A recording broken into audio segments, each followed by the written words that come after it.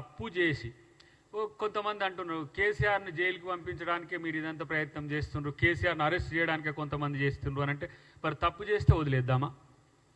ఈరోజు ఉత్తమ్ కుమార్ రెడ్డి గారి యొక్క అంచనా ప్రకారం పెద్ద ఎత్తున ఆ 7 పిల్లర్లకు సంబంధించి రిపేర్స్ జరగాలని అంటున్నారు. 2,000 కోట్ల, 3,000 కోట్ల, 10,000 కోట్ల, అది ఎంత అంచనా అవుతుంది అనేది తెలియదు. రీడిజైన్లో కూడా లోపాలు ఉన్నాయని ఇలా ఎస్కలేషన్కు సంబంధించిన అంశాలు వస్తున్నాయి. ఏఈ నుంచి మొదలు పెడితే ఇంజనీర్ ఇన్ చీఫ్ వరకు వాళ్ళందరి దగ్గర అఫిడవిట్లు తీసుకున్న తర్వాత అఫిడవిట్లకు వాళ్ళు చెప్పేదానికి తేడా వచ్చినా కూడా మళ్ళీ రీఎంక్వైరీ చేసిన చరిత్ర ఘోష్ గారిది.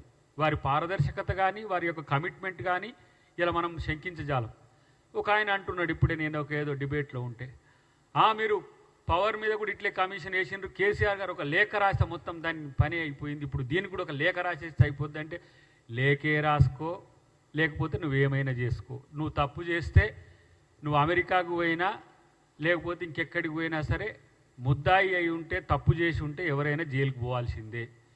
ఏదో కేసీఆర్ గారు ఏదో తప్పు చేయనట్టు, ఇలా తప్పు చేయని దానికి ఏదో రేవంత్ రెడ్డి గారు లేకపోతే కాంగ్రెస్ ప్రభుత్వం ఏదో వాళ్ళ మీద కక్ష సాధింపు చేసినట్టు చేస్తే లక్షల కోట్ల రూపాయల ఎస్టిమేషన్స్ అవన్నీ కూడా ఇలా. ఎందుకంటే పాలమూరు రంగారెడ్డి కానీ కాళేశ్వరం కానీ ఇతరాత్ర ప్యాకేజెస్కు సంబంధించిన అంశంలో వాళ్ళు ఖర్చు చేసింది 1,00,000 కోట్లు కావచ్చు కాక, మొత్తం వాళ్ళు ప్రాజెక్టుల కొరకు ఎస్టిమేషన్స్ చూడండి 2-3 లక్షల కోట్లకు మొత్తం పూర్తి స్థాయిలో తెలంగాణలో మొత్తం రీడిజైన్ పేరుతో ఇలా కేసీఆర్ తాను పాలిస్తున్న రోజుల్లోనే మొత్తం రీడిజైన్ జరగాలని చెప్పి ఒక ఉద్దేశపూర్వకమైన, ఒక రకంగా చెప్పాలంటే ఒక పెద్ద ఆయన ఇప్పుడే అంటున్నాడు,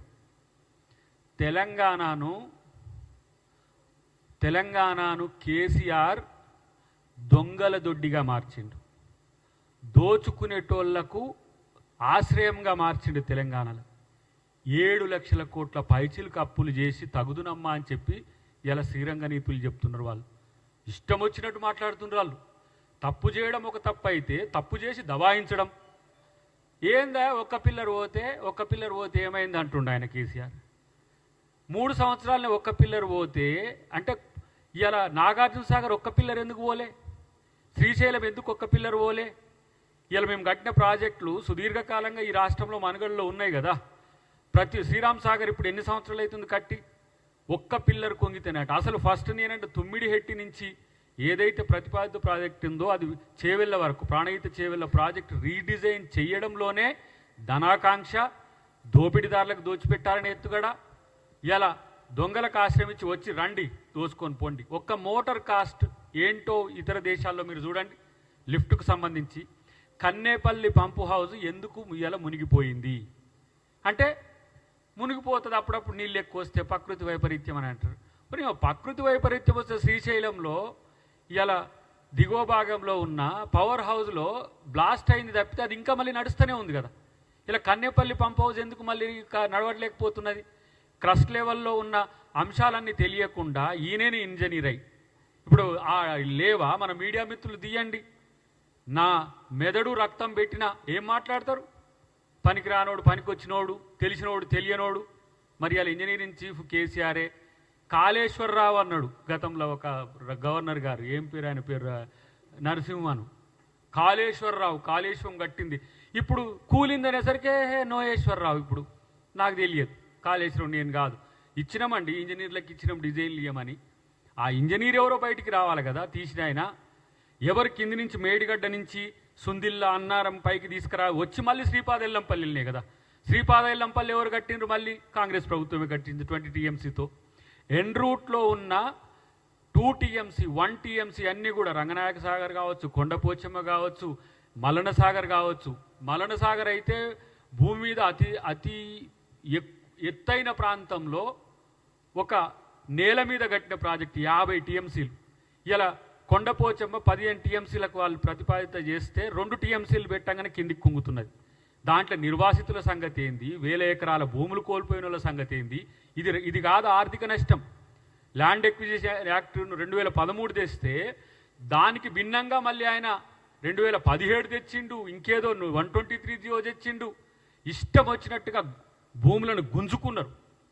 గుంజుకోవడం అంటే ఒక రకంగా రౌడీలు దందా చేసినట్టుగా ల్యాండ్ గ్రాబర్స్ కాక గుంజుకున్నట్టుగా ఏటిగడ్డ కృష్ణాపూర్ ఆ ప్రాంతంలో మీరు పోయి అడిగితే ఇప్పుడు 10 లక్షలు ఎవరు మీ మధ్యన మిత్రుడు గాలిరెడ్డి అని మిత్రుడు వచ్చిండు 10 లక్షలకు 5 లక్షల రూపాయలకు కూడా ఎకరం తీసుకున్నారు. ఇట్లా 10 లక్షలకే 5 లక్షల కాడ ఎకరం ఇవ్వండి.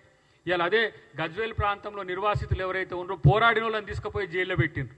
జైల్లో పెట్టుడే కాకుండా వాళ్ళకు కాలనీ చెర్ల బఫర్ జోన్లో కట్టించిన చరిత్ర కేసీఆర్. ఇట్లాంటి అరాచకాలు ఇలాంటి విధ్వంసాలు చేసి మళ్ళా నేనే వస్తా, 1000 కోట్లు ప్రజలే దోచుకొని మళ్ళీ నేనే వచ్చి ఎవడైనా మాట్లాడితే వాడిని జైల్లో పెడతా అని చెప్పి చేసిన అకృత్యాలకు కాళేశ్వరం వేదిక కాదా?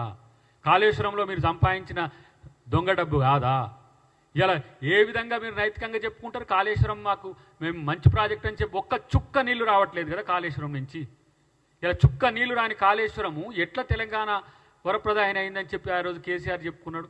కాబట్టే ఇలా కమిషన్కు ధమ్కి ఇచ్చే విధంగా, కమిషన్ను మీరు చేసే విచారణ మీరు చెయ్యకండి అని ఒక ధమ్కి ఇచ్చే విధంగా టీఆర్ఎస్ నాయకులు మాట్లాడుతున్నారు. ఇలా పవర్ కమిషన్కి సంబంధించిన అంశంలో వారు నరసింహారెడ్డి గారు సమాచారం డిస్క్లోజ్ చేయడం వల్ల సుప్రీంకోర్టు వాళ్ళు బంధించింది తప్పితే ఇక్కడ ఘోష్ గారు అలాంటివి ఏం చేస్తలేరు కదా. కాబట్టి ఇది ఒక పారదర్శకతతో కూడిన సమగ్రమైన విచారణ జరుగుతున్నది. ఏదైనా ఇంకేమండి మీరు ఈ ఫార్ములా రేసి ఏం చేసిరండి, కేటీఆర్ లోపల పెట్టినరా? వాళ్ళ క్యాబినెట్లో వీళ్ళు 3 అన్ని ఎలిజిబిలిటీలు ఉన్నాయి, వాళ్ళు జైలుకు పోవడానికి అన్ని ఎలిజిబిలిటీలతో ఉన్నాయి. కానీ కాంగ్రెస్ పార్టీనో కాంగ్రెస్ ప్రభుత్వమో కాదు కదా వాళ్ళను పీనలైజేషన్ చేసేది, వాళ్ళని అరెస్ట్ చేసేది, వాళ్ళకు ఇలాంటి అక్రమాలు చేసినని తేల్చేది. ఒక రాజ్యాంగబద్ధ చట్టబద్ధమైన ఒక కమిషన్ ఇవాళ కాన్స్టిట్యూట్ చేసినాం, అది రికమెండేషన్స్ ఇస్తుంది.